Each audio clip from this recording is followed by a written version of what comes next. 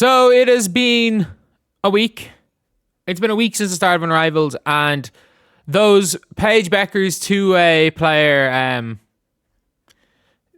takes are kind of aging pretty badly. Because I need to stress this. I cannot stress this enough. Paige Bueckers is not a terrible defender. She is not a terrible defender, but she is a neutral defender. Like,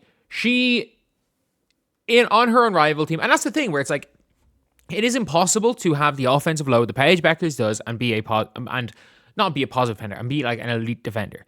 Like and a lot of people are like, oh, what about Jackie Young? Have you ever seen Jackie Young lock up and score 30? No, she does one or the other. Same with Kat Copper. I'm not going to lie. We have literally seen teams sacrifice scorers. Like, we have seen Jackie Young be sacrificed to guard Caitlin Clark. We have seen Copper. Copper scored 5 points the first time she played against Indiana because what's his name? Nate Tibbetts was like, we don't care about you scoring, you're just guarding her. Even Kayla McBride was held to, was it 3 points with 3 going into the fourth quarter against the Fever because she was guarding Caitlin Clark. And I'm only mentioning this because I know I've watched every single Fever game, and I can guarantee you that they've done that with other teams. But when you can take plays off the defensive end, you become a better offensive player. Like, in no world is Rakia Jackson some elite two-way player. But if you saw last night, Paige Bueckers was not taking possessions off, but like, she was guarding Shug Sutton. She was guarding Lexi Hull. She didn't spend one possession guarding Chelsea Gray. And she got hit with the Audi Crooks blow by here.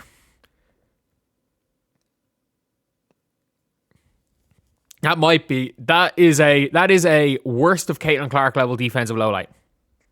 That is a bad defensive lowlight. Again, I mean this when I say this, you don't judge a defender by their lowlights. And I'm sure Paige Bueckers, if she decided I'm not playing offense today, I'm only playing defense, will be an above average defender. Just like, I mean it, most players in the league, if they decide that they're going to not play defense, if they're going to not play defense at all, or offense at all, they're going to be a good defender. Like, it's kind of as simple as that. However, in my opinion, offense beats defense always. As we've seen, even in Unrivaled, even more so, we've seen with Chelsea Gray's Magnet Ball. Like, Chelsea Gray's Magnet Ball is absolutely ridiculous. Like, some of the shit that she's putting up, like, she's just throwing the ball at the basket. There's no balance. I don't know how the ball is going in. It is literally Magnet Ball. But at the end of the day, you've got this play right here where it's like, you see people nitpick and cherry pick 1 to 2 plays, and they're like, oh, Paige is the worst defender in the world. She's pulled the Audi Crooks right there. That is a horrendous defense performance. Like, that's not even a pump fake. She got sent off her feet on a head fake. That is lazy defense. Which, to be fair, she was in fucking hell in this game.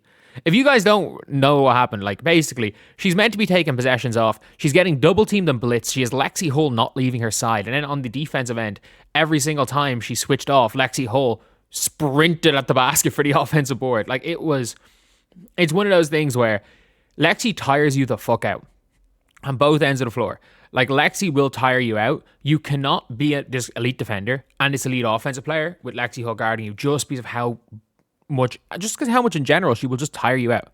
You will just get super duper tired from having to deal with Lexi Hull, and that's not a Paige Bueckers thing. But like, Candace Parker got called every insult, she got called every slur imaginable, because she was anti-Paige, which is ironic because, I mean, I'm incredibly colorblind, but Paige Bueckers is the most pale person on the floor by my eyes. Again, I could be wrong. I'm just incredibly colorblind. But again, so many folks playing Chelsea's name because they're new to the game. They began watching while she came off an injury. Chelsea Gray has not been very good in the WNBA. Well, she's been okay. She's not been an all-star level player in the WNBA. She just is the best player in this Unrivaled format, and she has Magnet Ball. Like, it is what it is. She played power forward last year. And also, she literally has not played point guard. They tried to play, like, the reason why Chelsea Gray has gotten back to being a good WNBA player is they stopped playing her point guard. She's no longer a point guard, but they still say she's the best point guard in the league, despite the fact that she is like the 5th best shooting guard in the league. She doesn't play point guard at all. She runs the pick and roll late in an offense, kind of gets up the floor, jogs up the floor slowly, and guards power forwards. Like, she played more power forward than she did point guard in the playoffs. Paige two-way. But all the responses are like, oh, they killed Candace Parker. Chelsea Gray and Unrivaled. Yeah, I mean, the magnet ball is crazy. And like, this is how you know no people don't know anything about basketball. Is like, people think that me saying Chelsea Gray, calling what Chelsea Gray is doing magnet ball is an insult to Chelsea Gray. People are like, I'm like, no, I'm literally saying she can't miss. I'm literally saying no matter what she throws up, it's like there's a magnet and the ball goes in. That is a compliment. Saying someone is going on a fucking 2-year-long magnet ball is like, is a compliment. Surely it ends. Surely this sorcery has to end at some stage. But like, right here, maybe Jump of Life, she was cooking. Ain't no way y'all turn to Candace Parker for not feeding into y'all delusion about her being a two-way player. People are mad Candace wasn't crowning that girl deep white. I mean, you're not wrong. You're not wrong. Like, giving Paige a C- for on-ball defense. I'm not going to say C-. Grading Paige's rookie season. Her on-ball defense is I'll give her a C. A C at best for on-ball defense. Her off-ball defense, or in terms of her lane defense, 51 steals and 15 blocks. Yeah, that's nothing to do with on-ball defense, considering 90% of her steals are like wing defense. Like, this is people not knowing basketball. Most of her steals are her ability to play passing lanes, which is why I would put her overall defense in like a B-, C+. But her on-ball defense, absolutely C-. Paige Bueckers guard's the worst guard in either team, as she should because of the offensive load she takes. Like, people just don't get basketball.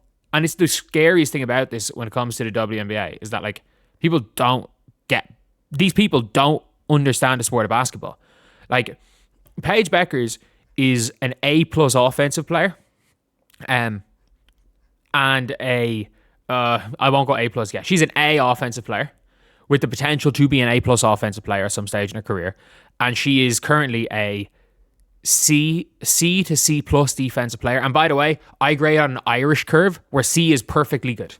A C is perfectly good in Ireland, by the way. A C is perfectly good. Like, if you have to put in work to get a C in Ireland, I'm grading off an Irish scale, where 50% is average.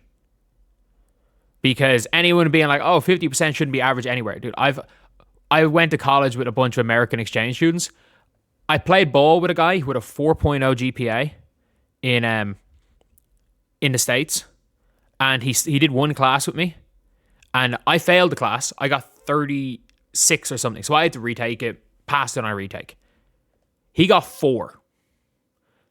And he retook it in America and got 100. He got 4. 4%. Like, that is, the American grading system is nuts. Like, you getting A's and B's for showing up. I'm grading this on an Irish system.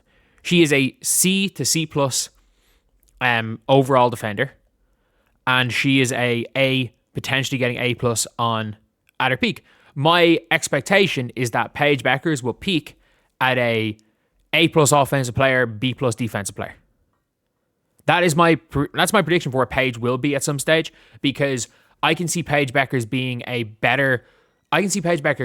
the way Chelsea Gray is right now, the way she uses her hands, she'll get stronger, and she's this really good kind of post defender, kind of guarding slower wings, so she gets steals and kind of causes havoc, and she doesn't have to put in that much effort to do that. I could see her being like a modern Chelsea Gray level defender, but being a little bit faster laterally than Chelsea Gray is right now. So an upgrade on what Chelsea Gray is on defense now. Never going to be a great defender in space, but I do think that her hands are quick enough that she can cause a bit of havoc on the defensive end and get into that B+ range. And then on the offense range, she's incredible. But at this stage, like, the Paige Bueckers currently being this two-way superstar is just not. It's not reality. She's a passable defender. She's not a cone. Even though this one play makes it look like she's a cone. Everyone can be. You can literally cherry pick anyone in a game in a possession to make them look like a cone. It's like last year. Caitlin Clark was very, very okay. She was a very mediocre defender last year.